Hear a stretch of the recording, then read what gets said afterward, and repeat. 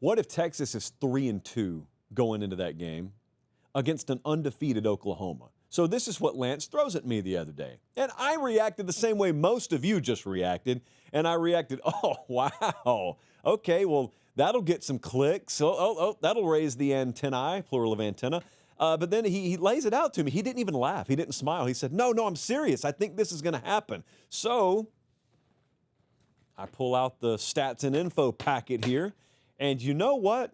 Not that it's likely to happen, as Clint said, but OU, you know I think highly of them. I've got them in my preseason top 10 from a rankings standpoint. But I got Texas up there as well.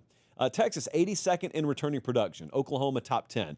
So, yeah, it's going to be a more experienced team. Of course, the sarcastic trade-off there is, well, if you were bad last year, do you really want to return a lot of production? Case by case, yes, you do. So I like a lot of the production that OU does return. But let's just think this through for a second. I don't expect you to have all these schedules memorized, but I don't either. That's why I got the paper in front of me. It's not absolutely crazy to think Texas could be a 2-loss team when they go into the Red River Shootout, known by no other name on this show. Texas plays Ohio State in week 1, okay? They are a 3.5-point dog in that game.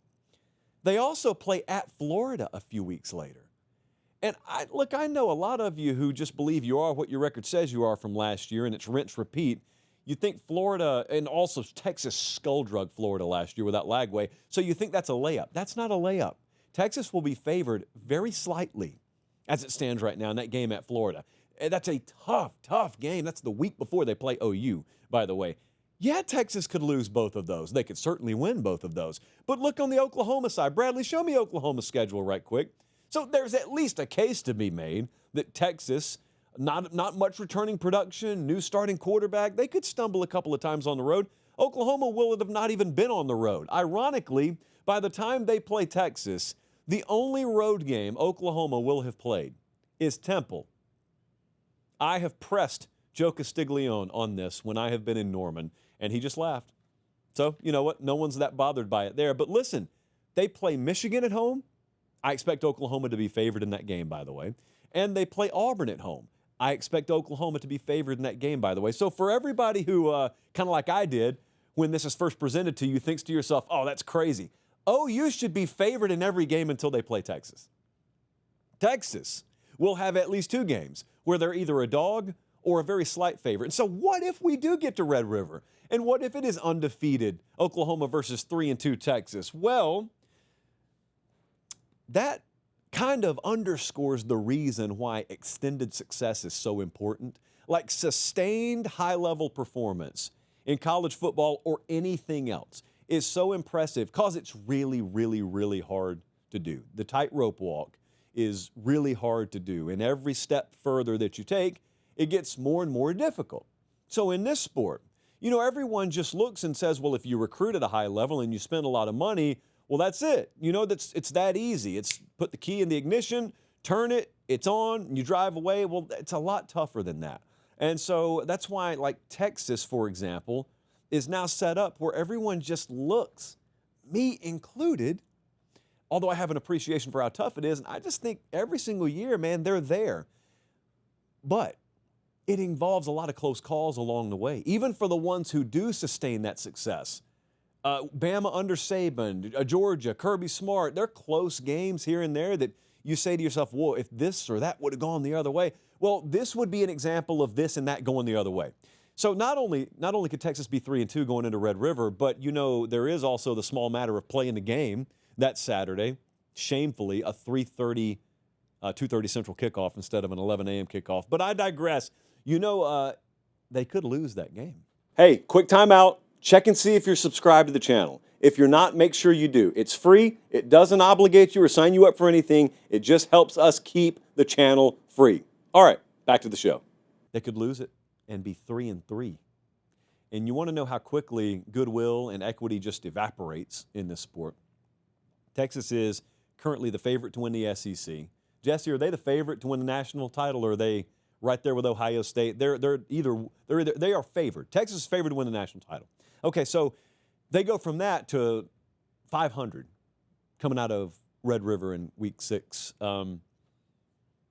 Think about the talk around Arch Manning, if that were to happen. You want to talk about chaos. Think about the talk around him. And think about the talk around Steve Sarkisian. Because as much as people are high on Steve Sarkisian right now, Texas fans, very high on Steve Sarkisian right now. Everybody should be. Very quickly, here's how this happens.